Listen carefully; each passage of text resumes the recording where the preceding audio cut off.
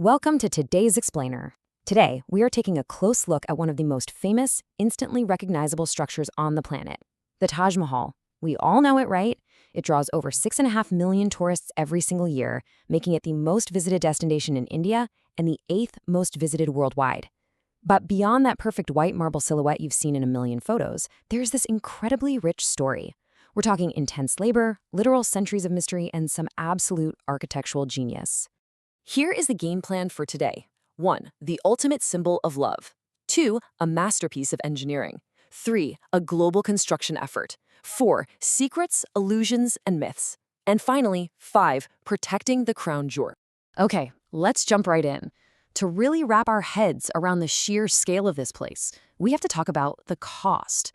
The construction finished way back in 1653, and if you adjust that for modern-day inflation and material costs, the estimated valuation of the Taj Mahal today is a mind-boggling 53 billion rupees. That's right, billion with a B. So keep that in mind. This wasn't just a fancy tomb. It was an empire-defining mega-project. Section 1. The ultimate symbol of love. So why drop 53 billion rupees on a building? Well, it all comes down to a really tragic catalyst. The Mughal Emperor Shah Jahan commissioned this entire complex for his absolute favorite wife, originally named Arjuman Banu Begum. He actually renamed her Mumtaz Mahal, which means the most precious jewel of the palace. But tragically, at just 38 years old, she passed away in Burhanpur while giving birth to their 14th child. The emperor was so completely devastated by this loss that his grief literally willed this massive wonder of the world into existence. Section 2. A masterpiece of engineering. Let's look past the romance for a second and talk about the logistics, because accommodating a project of this scale took some serious planning. The complex was basically its own bustling mini-city, and they managed it all through 4 highly specific gates. The West Gate was for Shah Jahan himself, and interestingly enough, it housed the Meena Bazaar, which was a marketplace run exclusively by women. Then you had the South Gate. That was the service entrance for the 20,000 workers. And fun fact, their descendants still live in the surrounding colonies today. The East Gate was strictly for VIPs and dignitaries, a rule they actually still follow today. And finally, the Royal Gate, the grand entrance leading you right to the main tomb. Now, this is where it gets really cool. The architects were incredibly playful with the design. Imagine you're standing right there at that royal gate, you follow the center line toward the main tomb, which is about 300 meters away, and you experience this wild optical illusion. As you physically walk closer to the Taj Mahal, the massive building actually looks like it's moving further away from you.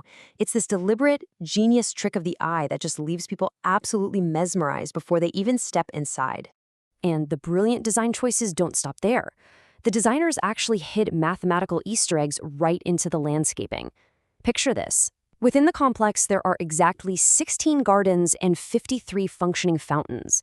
You put those two numbers together, 16 and 53, and you get 1653. That is the exact year construction on the Taj Mahal was finally completed. Talk about attention to detail, right? But actually, scratch that. It wasn't all just about clever math and visual tricks. A lot of it was about pure survival.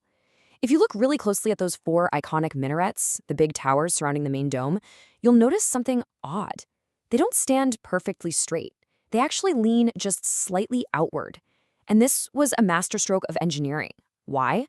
Well, in the event of a massive earthquake, those giant towers are designed to fall away from the center, completely protecting the main tomb from getting crushed. Section 3. A global construction effort. You can't exactly run to the local hardware store to build a 53 billion rupee complex, so this required a massive, truly global supply chain. Sure, the famous white marble came from Makrana and Rajasthan, but they were pulling materials from all over Asia. We're talking jade and crystal imported from China, lapis lazuli from Afghanistan, jasper from Punjab, and stunning sapphires all the way from Sri Lanka. Ultimately, they meticulously inlaid 28 different types of precious and semi-precious stones into that marble.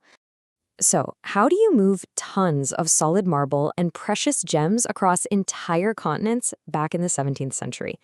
Well, you use elephants. A massive fleet of over 1,000 elephants, to be exact. Think of them as the 17th century equivalent of heavy-duty freight trucks. This incredible, heavy-lifting animal force was absolutely essential for dragging these foreign materials all the way to Agra. And it wasn't just the materials that were global. The workforce was an international dream team. The chief architect, Ustad Ahmad Lahari, hailed from Persia. The intricate carving techniques, taught by Italian craftsmen. They brought in marble carvers from Bukhara in Uzbekistan and stone cutters from Baluchistan. And we absolutely have to talk about Amanat Khan, the master calligrapher from Iran. See that beautiful black Arabic text of the Quran decorating the monument? It isn't painted on with ink. No way. Amanat Khan and his team meticulously carved solid black stones and set them perfectly flush into the white marble. It was a process so incredibly demanding that the workers' fingers would literally bleed. Section 4. Secrets, Illusions, and Myths. Anytime you have a 400-year-old building of this magnitude, you are bound to attract some wild legends. You've almost certainly heard this first one. The myth goes that the second the Taj Mahal was finished, Shah Jahan had the hands of all 20,000 workers chopped off so they could never build anything as beautiful ever again. It's a dramatic story, but there is absolutely zero historical evidence for it. What historians actually suggest is a lot more practical.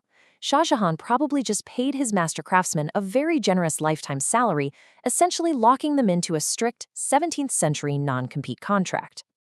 Here is another major point of debate regarding the origins of the structure itself.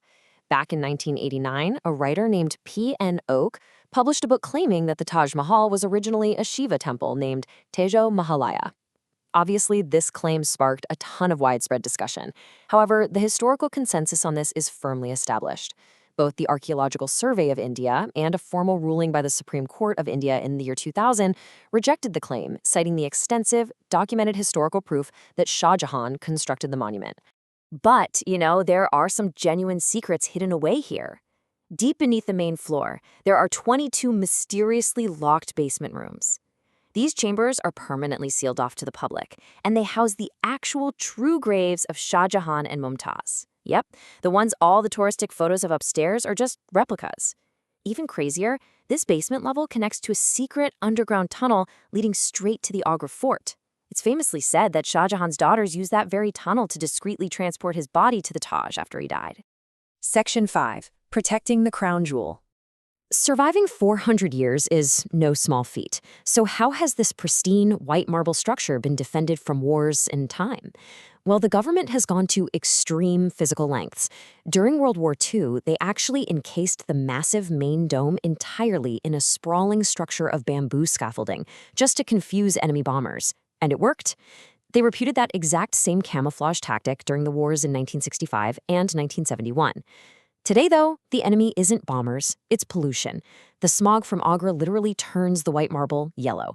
To fix this, the archaeological teams apply a traditional Multani Mitti mud pack. It's the exact same kind of clay face mask you might use at a spa, just scaled up to draw impurities out of the stone and restore that brilliant white shine. But honestly, the greatest threat isn't up in the sky, it's underground. Beneath the soil, the Taj Mahal sits on massive wells packed with logs made of ebony and mahogany wood. This is a total hidden engineering marvel. Unlike most wood that just rots when it gets wet, ebony and mahogany actually grow stronger and more durable the more moisture they absorb. So for 4 centuries, these wooden foundations have kept their iron-like strength by pulling continuous moisture directly from the adjacent Yamuna River. And that brings us to a really critical, looming challenge. The Yamuna River's water levels are dropping every single year. Without that constant flow of moisture, those ancient mahogany logs will dry out, shrink, and weaken. In fact, minor cracks were already observed back in 2010. So it leaves us with this huge pressing question. As the river slowly dries up, how long will the very foundation of the world's most beautiful monument actually hold? It's definitely something fascinating and a little scary to think about as you consider the fragile future of our history. Thank you so much for hanging out with me for this explainer. I hope this deep dive gave you a completely new perspective on the magnificent Taj Mahal.